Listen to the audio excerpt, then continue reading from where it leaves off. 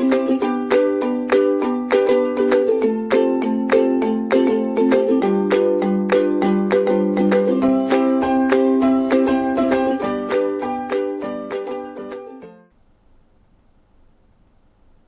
everybody, this is Dr. Lakshmi Tripathi. I am working as a professor in Pharmaceutical Chemistry Department of Agra Public Pharmacy College, Agra. Students, today I am going to deliver a lecture on fatty acids. Initial introduction has been discussed in the previous lecture delivered by me. In this lecture, we are going to discuss about the production and reactions of fatty acids. Let us start. As discussed in the previous lecture, fatty acids are the building blocks of fat or fat components in our body, right? तो fatty acids क्योंकि building blocks हैं fats के, तो ये widely nature में exist करते हैं. Nature में ये बोथ एनिमल सोर्सेज में भी एग्जिस्ट करते हैं, जिसमें ह्यूमंस भी इंक्लूडेड हैं, और प्लांट सोर्सेज में भी एग्जिस्ट करते हैं, राइट? तो यहाँ पर बायोसिंथेसिस फैटी एसिड्स की हमें दोनों में देखनी होगी, प्लांट सोर्सेज में भी और एनिमल सोर्सेज में. चाहे फैटी एसिड्स प्लांट्स में एग्जिस्ट कर रहे हों, चाहे फैटी एसिड्स एनिमल्स में एग्जिस्ट कर रहे हों, फैटी एसिड्स का जो स्टोर है, राइट, फैटी एसिड्स का जो इनिशियल प्रिकर्सर है जिससे वो सिंथेसाइज होते हैं, वो आपका एसिटाइल कोए ही है. Where do you get acetyl CoA from? अगर मैं एनिमल्स की बात करती हूँ तो एसिटाइल कोए is obtained by the end product of metabolism of carbohydrates. Carbohydrates की मेटाबॉलिक साइकिल आपने पढ़ी होगी. कार्बोहाइड्रेट्स ग्लाइकोलाइसिस से मेटाबोलाइज होते हैं. अगर मैं ग्लाइकोलाइटिक साइकिल की बात करूँ तो ग्लाइकोलाइटिक साइकिल का जो एंड प्रोडक्ट है वो पायरूवेट. पायरूवेट एंड प्रोडक्ट के साथ ग्लाइकोलाइटिक साइकिल का जो कार्बोहाइड्रेट है वो सिट्रिक एसिड साइकिल में एंटर कर जाता है, राइट? सिट्रिक एसिड साइकिल में पायरूवेट एंटर करके फाइनली पूरी साइकिल को क्रॉस करता है और पूरी तरह से जो कार्बोहाइड्रेट है वो एनर्जी कार्बन डाइऑक्साइड और वाटर में मेटाबोलाइज हो जाता है. This reaction take place in the mitochondria of each and every cell, right? ये सिट्रिक एसिड साइकिल में जब पायरूवेट मेटाबोलाइज हो रहा है तब वहाँ पर एक इंटरमीडिएट के रूप में एसिटाइल कोए बनता है, और ये एसिटाइल कोए माइटोकॉन्ड्रिया में बनता है और उसे ट्रांसपोर्ट किया जाता है फ्रॉम माइटोकॉन्ड्रिया टू साइटोप्लाज्म, और साइटोप्लाज्म में फैटी एसिड्स की सिंथेसिस होती है, राइट? तो फैटी एसिड सिंथेसिस, भाई आपको फैट्स एंड ऑयल्स कहाँ से मिलते हैं? फैट्स एंड ऑयल्स या तो आपको प्लांट से मिलेंगे, तो प्लांट सेल में हो रही है, भाई ग्राउंडनट ऑयल हो गया, कोकोनट ऑयल हो गया, इसमें फैट्स एंड ऑयल्स प्रेजेंट हैं, ऑयल्स प्रेजेंट हैं. या फिर आपको डेयरी प्रोडक्ट से फैट मिल रहे हैं, तो वहाँ पर भी मेमरी ग्लैंड्स के सेल्स में फैट्स एंड ऑयल सिंथेसाइज हो रहा है. या जैसे लार्ड वगैरह की मैं बात करूँ तो ये एनिमल टिश्यू से मिल रहा है, तो यहाँ पर भी एनिमल सेल्स में सिंथेसाइज हो रहा है. तो कहीं पे भी सिंथेसाइज हो रहा हो, फैटी एसिड की जो सिंथेसिस है ये एसिटाइल कोए से होती है, और acetyl CoA transport, acetyl CoA तो सिट्रिक एसिड साइकिल का एक इंटरमीडिएट है, तो ये जो एसिटाइल कोए है ये ट्रांसपोर्ट होके माइटोकॉन्ड्रिया से साइटोप्लाज्म में आता है और फिर फैटी एसिड की सिंथेसिस होती है. तो यही बात यहाँ पर एक्सप्लेन की गई है कि acetyl CoA used for fatty acid biosynthesis is obtained from carbohydrates via glycolytic pathway. इसलिए कई बार जैसे आपने एक जनरल कंसेप्शन सुना होगा कि जो हम कार्बोहाइड्रेट डाइट में खाते हैं, कुछ लोग कहते हैं मैं तो फैट बिल्कुल नहीं खाता, राइट? तो क्या उनके बॉडी में फैटी एसिड नहीं है? नहीं है. या उनके बॉडी में फैट वगैरह नहीं बन रहा है? अरे भाई उनका पूरा सेल मेम्ब्रेन, उनके पूरे ऑर्गन्स फैट कंपोनेंट्स हैं, तो क्या फैट ना होने से तो संभव ही नहीं है, राइट? तो कहाँ से आया वो फैट, जबकि वो बिल्कुल फैट नहीं खा रहे हैं. उनका अपना बॉडी ही जो भी वो कार्बोहाइड्रेट खा रहे हैं, जितना उसे वो सिट्रिक एसिड साइकिल में एनर्जी में मेटाबोलाइज कर पाए, एनर्जी कार्बन डाइऑक्साइड वाटर में मेटाबोलाइज कर पाए, उतना वेल एंड गुड. नहीं तो उसमें से ही एसिटाइल कोए निकाल के वो खुद भी फैटी एसिड सिंथेसाइज कर लेते हैं, जो कि सेल मेम्ब्रेन बनाने में या फिर फैट के रूप में, लिपिड के रूप में हमारे स्किन के अंडर, क्योंकि फैट का बहुत इंपॉर्टेंट रोल है बॉडी के हीट को भी मेंटेन करने के लिए। We all are warm blooded animals, तो उसको हीट को मेंटेन करने के लिए भी वो ऑर्गन मतलब स्किन के अंदर डिपॉजिट हो जाते हैं। तो यहाँ से एसिटाइल कोए आपको कहाँ से मिला? ग्लाइकोलिटिक पाथवे से। Glycolytic pathway also provides the glycerol. Fatty acid fat में कैसे कन्वर्ट हुआ? Fats are triglyceride. 3 molecules of fatty acid will combine with 1 molecule of glycerol to give triglycerides. Triglyceride का general name, conventional name अगर मैं कहूँ, वो fat या oil होता है। इसको हम डिटेल में समझेंगे जब हम लिपिड्स के लेक्चर को डिस्कस करेंगे। तो यहाँ पर ग्लिसरॉल, ये ग्लाइकोलिटिक पाथवे से तुम्हें एसिटाइल कोए भी मिला फैटी एसिड बायोसिंथेसिस के लिए, और फैट एंड ऑयल में फैटी एसिड को कन्वर्ट करने के लिए, फैट में कन्वर्ट करने के लिए, लिपिड में कन्वर्ट करने के लिए तुम्हें ग्लिसरॉल भी ऑब्टेन हुआ, राइट, जिसमें ईस्टर बॉन्ड बन जाएगा। तो this was initial introduction of fatty acid biosynthesis. Now let us see कि एनिमल टिश्यूज़ में ये कैसे टेक प्लेस करता है। ये मैं आपको पहले भी एक्सप्लेन कर चुकी हूँ कि ये माइटोकॉन्ड्रिया है। कार्बोहाइड्रेट मेटाबॉलिज्म की अगर मैं बात करूं तो ये 2 साइकिल्स का कॉम्बिनेशन है। सबसे पहला ग्लाइकोलिटिक साइकिल जो कि साइटोप्लाज्म में हो रही है, this is cytoplasm, this is cytoplasm. Glycolysis takes place in cytoplasm. Glucose glycolysis cycle से जो एंड प्रोडक्ट आया वो क्या आया आपका? पायरुवेट। ग्लूकोज किस में कन्वर्ट हो गया? पायरुवेट में। पायरुवेट में कन्वर्ट होके glucose is transported to the mitochondria. Mitochondria में this pyruvate enters the citric acid cycle. What is this? This is citric acid cycle. Citric acid cycle, cycle क्यों कहा है? क्योंकि ये साइक्लिक फॉर्म है। You start with pyruvate and by some reactions oxaloacetate malate you end up to pyruvate, right.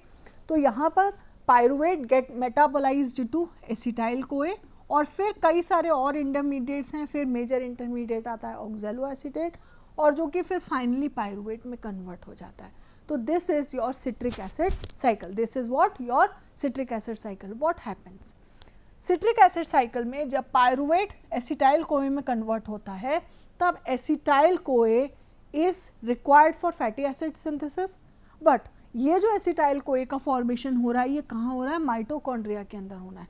तो it has to be transported to the cytoplasm. लेकिन आपको जैसा कि पता है कि जो सेल मेम्ब्रेन्स होती हैं, जो ऑर्गेनल्स की मेम्ब्रेन्स होती हैं, वो सिलेक्टिवली परमिएबल होती हैं। वो कुछ चीज़ों को क्रॉस करने देती हैं और कुछ चीज़ों को वो क्रॉस नहीं करने देती। तो acetyl CoA can not be crossed directly out of the mitochondrial membrane. So what happens? It gets converted to citrate. ये भी एक इंटरमीडिएट है सिट्रिक एसिड साइकिल का, और सिट्रेट क्योंकि फ्रीली ट्रांसपोर्ट हो सकता है माइटोकॉन्ड्रियल मेम्ब्रेन से बाहर, तो ये माइटोकॉन्ड्रियल मेम्ब्रेन से बाहर साइटोप्लाज्म में आ जाता है। साइटोप्लाज्म में आने के बाद सिट्रेट अगेन ब्रेक हो जाता है एसिटाइल कोए और ऑक्सैलोएसीटेट में, और ये जो एसिटाइल कोए आपको मिल रहा है ये फिर फैटी एसिड सिंथेसिस में यूज होता है, राइट। तो इस तरह से first phase of the cycle में एसिटाइल कोए, अगर मैं first phase of fatty acid biosynthesis देखूं तो first phase of fatty acid biosynthesis में acetyl CoA produced during citric acid cycle inside the mitochondria is being transferred out of the mitochondria to the cytoplasm. Second stage में ये जो citrate के form में ये बाहर आया है ये वापस एसिटाइल कोए में ब्रेक किया जाता है, जिससे वो आगे लिपोजेनेसिस मतलब फैटी एसिड बायोसिंथेसिस में यूज़ किया जा सके। थर्ड स्टेट में different lipid fatty acid molecule synthesize होने के बाद उनको जोड़ा जाता है। लिपिड्स क्या है? Chain of fatty acid molecule है, तो उनको एडिशन रिडक्शन रिएक्शन के थ्रू जोड़ा जाता है, और फाइनल फैटी एसिड सैकफोल्ड मतलब फाइनल फैटी एसिड सैकफोल्ड के साथ आपको रिजल्टिंग लिपिड मॉलिक्यूल मिल जाता है, राइट।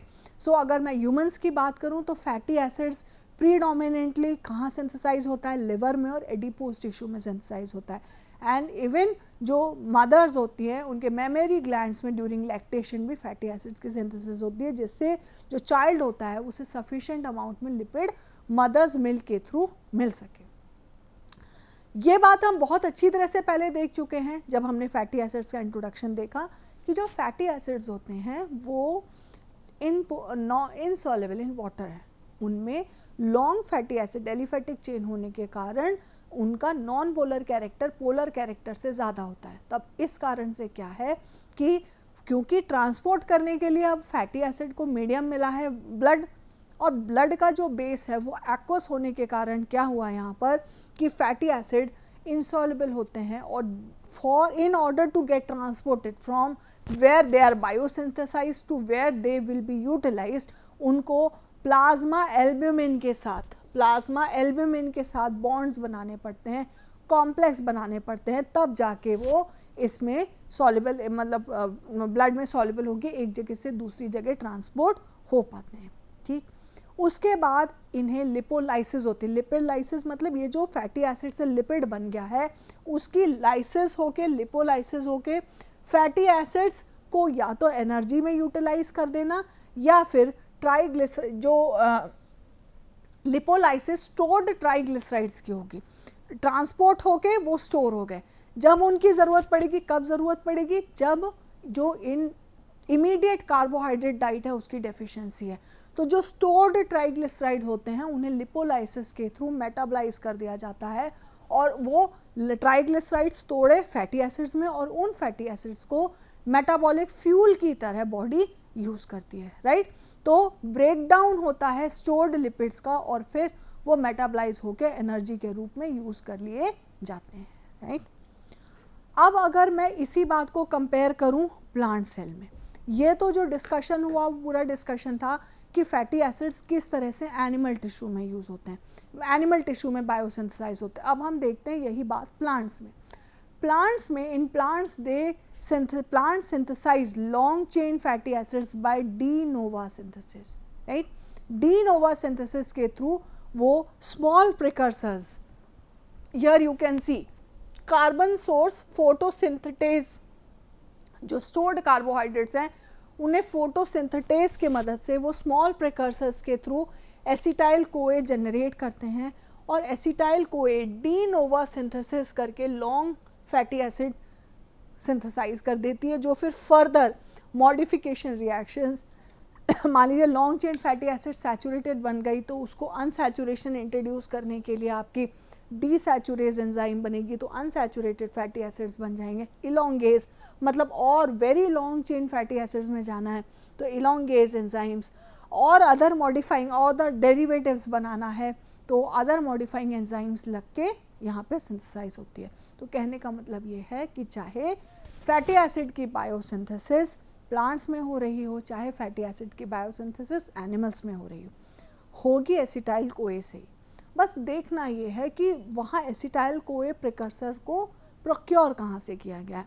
वहाँ पे सीधे ग्लाइकोलाइटिक साइकिल से प्रोक्योर किया जाता है, और यहाँ पे कार्बन सोर्सेस जो सिंथेटेज है उसके थ्रू एसिटाइल कोए को प्रोक्योर किया जाता है, और साइटोप्लाज्म में फैटी एसिड की बायोसिंथेसिस होती है। Right, so this was all about fatty acid biosynthesis in plants and animals. अब हम आते हैं कि फैटी एसिड्स रिएक्शन किस तरह की देते हैं। Now about reactions of fatty acids. सबसे पहले अगर मैं फिजिकल प्रॉपर्टीज़ की बात करूं तो जैसे हम डिस्कस कर चुके हैं कि they are very less soluble in water, they are very less soluble in water. Why? Because ये रीज़न हम पहले ही देख चुके हैं, इनके पास लॉन्ग फैटी एसिड चेन है। लॉन्ग एलिफेटिक चेन होने के कारण नॉन पोलर जो कैरेक्टर है कंपाउंड में वो ज़्यादा होता है, और इनकी जो सॉल्युबिलिटी है फैटी एसिड्स की वाटर में बहुत कम होती है। तो जैसे जैसे नंबर ऑफ फैटी एसिड्स में कार्बन चेन लंबी होती चली जाएगी, आप शॉर्ट से मीडियम, मीडियम से लॉन्ग और लॉन्ग से वेरी लॉन्ग चलते चले जाएंगे, वैसे वैसे सॉल्युबिलिटी जो कंपाउंड की है वो डिक्रीज होती चली जाएगी। सेकेंड है एसिडिटी, क्योंकि इनमें COH फंक्शनल ग्रुप है इसलिए इनका एसिडिक नेचर होता है। नेक्स्ट प्रॉपर्टी है auto oxidation. Auto oxidation, self oxidation. Poly unsaturated fatty acids में ये नेचर होती है कि ये ऑटो ऑक्सीडाइज हो जाएं, जो एटमॉस्फेयर में मॉलिक्यूलर ऑक्सीजन है उसको ऐड ऑन कर ले. What is oxidation? You know it very well. It is addition of oxygen और रिमूवल ऑफ हाइड्रोजन. तो फैट्स और ऑयल्स वाइडली एटमॉस्फेयर के कॉन्टैक्ट में होते हैं, तो जहाँ पर भी पॉली अनसैचुरेशन प्रेजेंट है फैटी एसिड्स में, तो वो मॉलिक्यूलर ऑक्सीजन को एब्जॉर्ब कर लेते हैं और poly unsaturated fatty acids auto oxidation reaction देते हैं, right. Next chemical reaction is rancidity. Rancidity is degradation or decomposition of fatty acids. What is rancidity? It is degradation or decomposition of fatty acids. अब rancidity क्या है? Fatty acid चाहे तो किसी enzyme के presence में, चाहे किसी बैक्टीरियल कंटेमिनेशन के प्रेजेंस में, और चाहे किसी मॉलिक्यूलर ऑक्सीजन या वाटर अगर उनमें अंदर आ गया है, तो हाइड्रोलिटिक रिएक्शंस होते हैं, तो फैटी एसिड्स ब्रेक हो जाते हैं, फैटी एसिड चेन में डिग्रेडेशन या डिकम्पोजिशन आ जाता है, जिससे वो अनफिट फॉर ह्यूमन कंजम्पशन हो जाते हैं. तो इसे हम कहते हैं rancidity. Rancidity produced in fatty acids, right. Now we come on to the next reaction. This is hydrogenation of fatty acids. Hydrogenation is addition of hydrogen. Hydrogen कहाँ पर ऐड होगा? हाइड्रोजन वहाँ पर ऐड होगा जहाँ पर अनसैचुरेशन प्रेजेंट है. इसका मतलब क्लियर एक बात यहाँ से हमें होती है कि saturated fatty acids hydrogenation reaction नहीं देंगे. तो हाइड्रोजनेशन रिएक्शन कौन देगा? मोनो अनसैचुरेटेड या पॉली अनसैचुरेटेड फैटी एसिड्स. जैसे कि आप यहाँ रिएक्शन में देख सकते हैं, ये ओलिक एसिड है, ये एक मोनो अनसैचुरेटेड फैटी एसिड्स है. हाइड्रोजन के प्रेजेंस में यहाँ पर हाइड्रोजन का एडिशन हो गया और ये अनसैचुरेटेड फैटी एसिड्स अब सैचुरेटेड में कन्वर्ट हो गया. यही रिएक्शन आप इसके 3D स्ट्रक्चर में भी देख सकते हैं. देखो, यहाँ पर डबल बॉन्ड प्रेजेंट था और हम पहले ही इनिशियल इंट्रोडक्शन क्लासेस में देख चुके हैं कि जहाँ भी डबल बॉन्ड प्रेजेंट है वहाँ पर बेंट आ जाता है, बेंट इन केमिकल स्ट्रक्चर आ जाता है.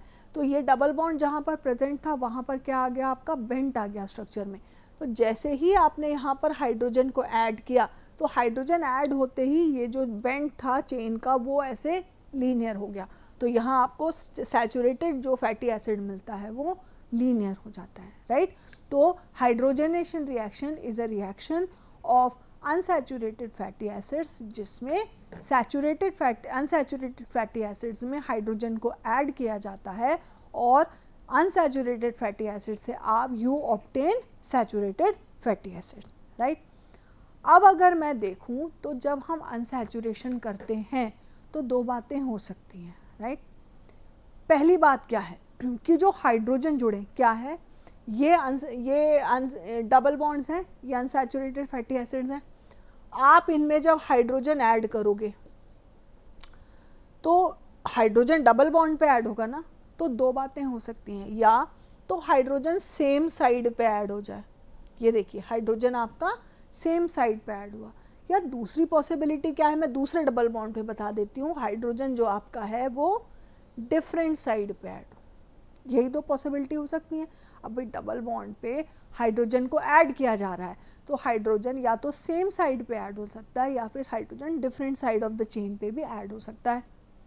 ये बात हम जानते हैं कि जो पॉली अनसैचुरेटेड फैटी एसिड्स हैं या जो अनसैचुरेटेड फैटी एसिड्स हैं उसमें नेचर में सिर्फ सिस अनसैचुरेटेड फैटी एसिड्स एग्जिस्ट करते हैं. नेचर में क्योंकि सिर्फ सिस अनसैचुरेटेड फैटी एसिड्स एग्जिस्ट करते हैं, इसलिए हमारे जो मेटाबॉलिजाइंग एंजाइम्स हैं वो सिर्फ सिस अनसैचुरेटेड फैटी एसिड्स को आइडेंटिफाई करते हैं और सिर्फ उन्हें ही मेटाबलाइज कर सकते हैं, ट्रांस को नहीं. तो मान लीजिए अगर हाइड्रोजनेशन में सेम साइड पर अगर हाइड्रोजन ऐड हुआ तो कोई प्रॉब्लम नहीं है. क्या बनेगा आपका? सिस अनसैचुरेटेड फैटी एसिड्स बनेगा, तो कोई प्रॉब्लम नहीं है, ये ऐसे ऐड हो जाएगा. लेकिन अगर मान लीजिए डिफरेंट साइड पर हाइड्रोजन का एडिशन होता है तो वो फिर ट्रांस सैचुरेटेड फैटी एसिड होता है. तो what happens that trans fatty acids result from partial hydrogenation in the presence of catalyst as a side reaction. Nobody wants to trans unsaturate fatty acid, right? हमको जब पता है कि हम इसे न्यूट्रिएंट या अदर फॉर्म में तभी यूज़ कर सकते हैं जब वो सिस है, तो why will be form trans unsaturated fatty acid. तो ट्रांस बनते कैसे हैं? ये एक साइड रिएक्शंस में बनते हैं। जब हाइड्रोजनेशन होता है तो कई बार रिएक्शन कंडीशंस को कंट्रोल नहीं कर सकते और कैटालिस्ट वगैरह के प्रेजेंस में कुछ साइड रिएक्शंस भी हो जाती हैं, जिससे कई सारे हाइड्रोजन तो सिस ऐड होते हैं, लेकिन कुछ पॉइंट्स पर डबल बॉन्ड पे ट्रांस भी हाइड्रोजन ऐड हो जाता है।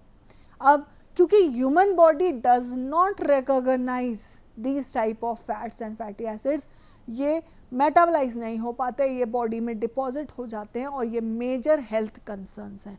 तो ये जो आपके जो रिफाइंड ऑयल्स और ये सब आते हैं, या जो फैटी जो फूड प्रोडक्ट्स आते हैं, उसमें कई बार as a side chain reaction आप जो फैट यूज़ करते हैं as a side chain reaction उसमें ट्रांस फैट जनरेट हो जाते हैं, जो कि मेजर हेल्थ कंसर्न है, ये बॉडी के लिए हमारे बहुत हजार्डस हैं अगर उन्हें कंज्यूम किया गया है। तो नाउ ये आपको ये बात क्लियर हो गई होगी, जो टर्म आप कई दिनों से सुनते आ रहे हैं कि ट्रांस फैट, तो ये ट्रांस फैट है क्या और ये कैसे बनता है, राइट?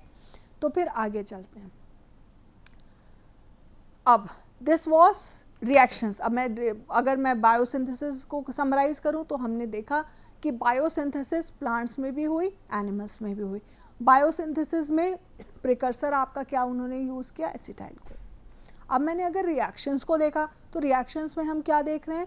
रिएक्शंस में हाइड्रोजनेशन मेजर रिएक्शन है आपका यहाँ पे, हाइड्रोजनेशन में ट्रांस हाइड्रोजनेशन हो सकता है, सिस हाइड्रोजनेशन हो सकता है, जिसमें सिस हाइड्रोजनेशन हमारे लिए बेनिफिशियल था। इसके अलावा जो और केमिकल रिएक्शंस हमने देखी कि रैंसिडिटी हो सकता है, विच इज़ हाइड्रोलिटिक और ऑक्सीडेटिव डिग्रेडेशन। हमने देखा ऑटो ऑक्सीडेशन भी हो सकता है, जो एटमॉस्फेरिक ऑक्सीजन है उसके साथ ये कंबाइन हुआ। और दूसरा हमने देखा कि इसके स्ट्रक्चर के बिहाफ पर इसमें जो COH फंक्शनल ग्रुप है ये इसको एसिड नेचर प्रोवाइड करता है, और जो इसके लॉन्ग एलिफेटिक चेन है वो इसको नॉन पोलर रिएक्शंस प्रोवाइड करते हैं। तो अब फाइनली हम चलते हैं various industrial uses of fatty acids. Fatty acids किस किस में यूज़ होते हैं? सबसे major portion of fatty acid जो इंडस्ट्रियली सिंथेसाइज होते हैं, भाई मेजर तो सबसे मेन है कि वो न्यूट्रिएंट कंस्टिट्यूएंट, न्यूट्रिशनल कंपोनेंट्स है ना। आप फैट एंड ऑयल खाते हैं। इनफैक्ट मैं आपको बताऊं कि फैट और ऑयल बहुत ज़्यादा ज़रूरी है हमारी बॉडी के लिए, क्योंकि हमारा पूरा बॉडी का जो स्ट्रक्चरल मेकअप है, वो उनका जो बेस है, जो उनकी बैकबोन है प्रोटीन्स के साथ, वो फैट्स हैं। तो ज़ीरो फैट डाइट मतलब वो नुकसान पहुंचाएगी। ब्रेन बनाया आपका फैट से, पूरा बॉडी आपका फैट से बनाया और उसके अंदर पोलर कंस्टिट्यूएंट भरे हुए हैं, राइट। तो मेजर जो मैं सबसे बड़ा यूज़ कहूँगी फैट्स का, फैटी एसिड का भी वही यूज़ है, क्योंकि फैट बनते ही फैटी एसिड्स हैं। वो क्या होगा? वो हमारी बॉडी का मेजर बिल्डिंग ब्लॉक है और मेजर न्यूट्रिएंट है, न्यूट्रिशनल कंपोनेंट्स है।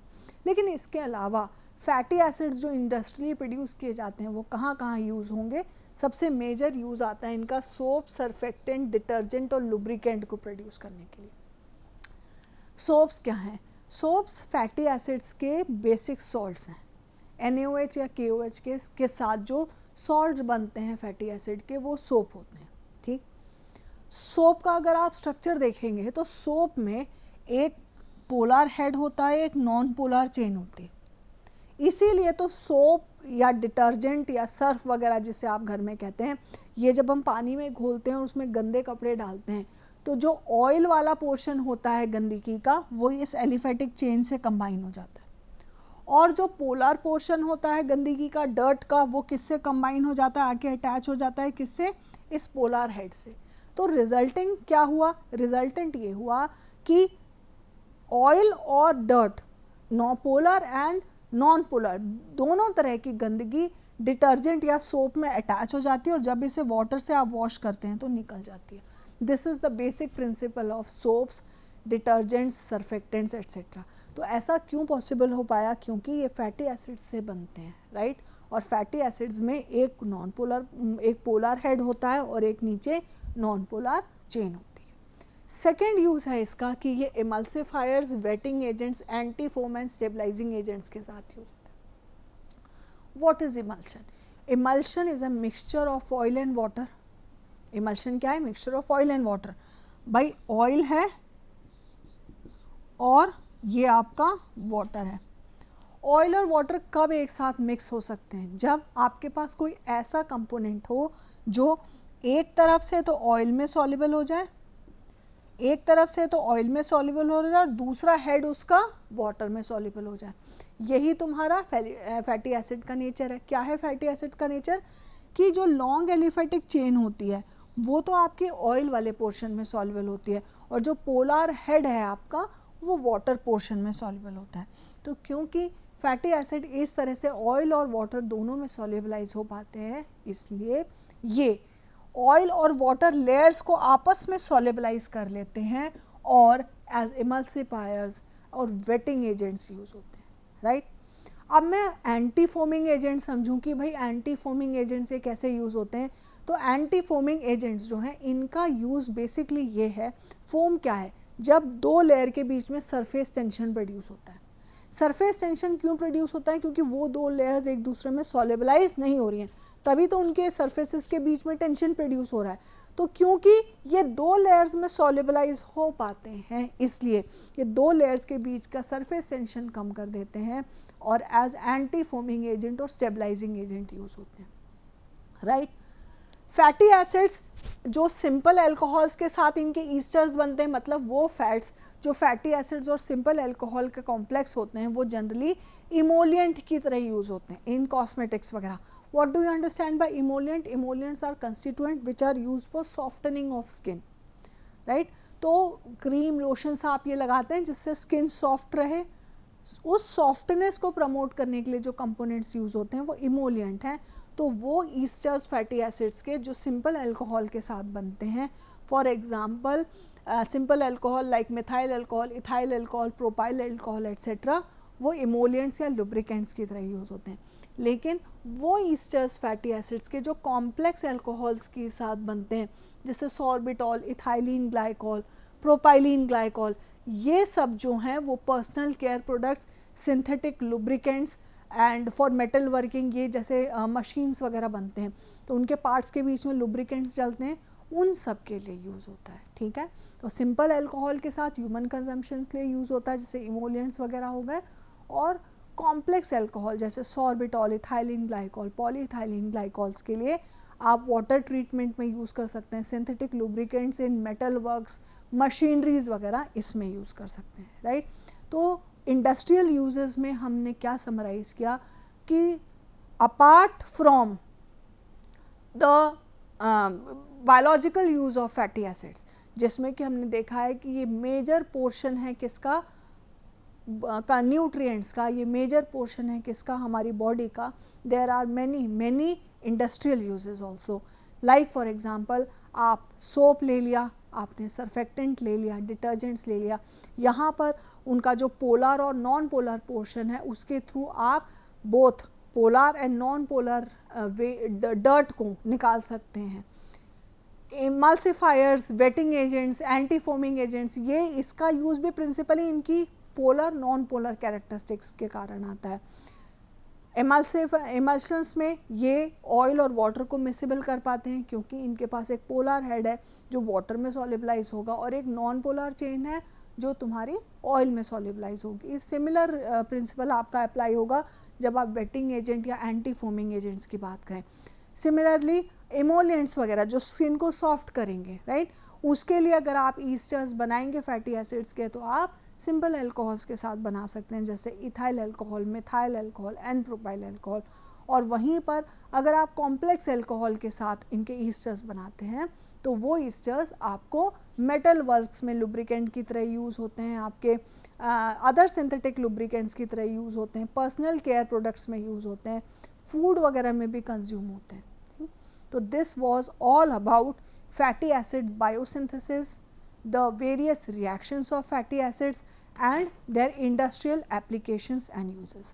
तो यहाँ तक ये जो इंट्रोडक्शन की स्लाइड्स हमने लेक्चर्स आपने सुने होंगे, आपने इनिशियल फैटी एसिड के प्रोडक्शन, रिएक्शन, इंडस्ट्रियल यूजेस के देखे होंगे। तो इसमें हमने देखा तो they are the major building block of different lipids, right. So I hope you must have understand the topic very well. Thank you very much.